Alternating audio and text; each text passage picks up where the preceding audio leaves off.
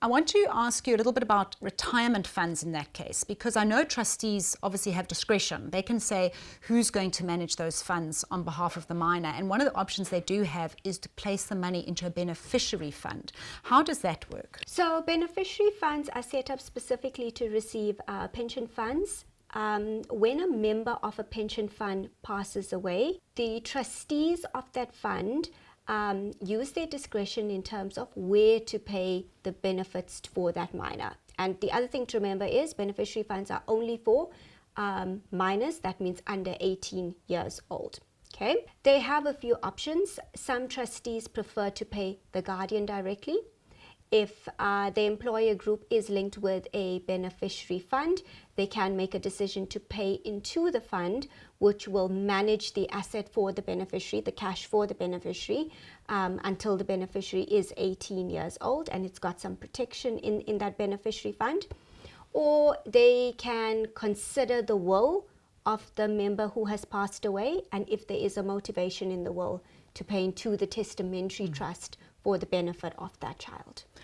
And in terms of the beneficiary fund, they would then determine how much income the child needs every month to, for living costs and all of that sort of thing. So it is that the child receives an income from that beneficiary fund as they would from a testamentary trust. So these are just really different forms of protection that can be given. Yeah, there's a few things. There's certain tax consequences, etc., where beneficiary funds are different to testamentary trusts. Testamentary trusts are set up in terms of your will, and beneficiary funds are a nomination or a membership that happens by the person that has passed away when he is part of any employer group or part of a pension fund.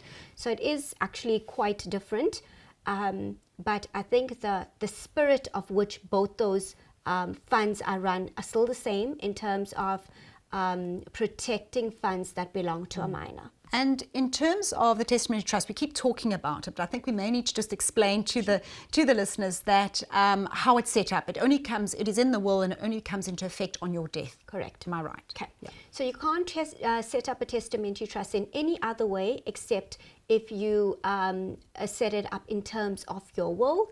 Your will states who will be the trustees, so you nominate your trustees in your will. You can have a professional trustee together with someone that you know, love and trust. In lots of situations we've seen the deceased sister or brother also being appointed as a co-executor to support the professional executors. The will becomes the trust deed, and that's very important. So it's what that does is that it gives or it sets the rules of play for the trustees. The trustees cannot do whatever it is they feel that they need to do. They've got certain fiduciary duties that they need to uphold, and this is set out in the will that becomes the actual trust document.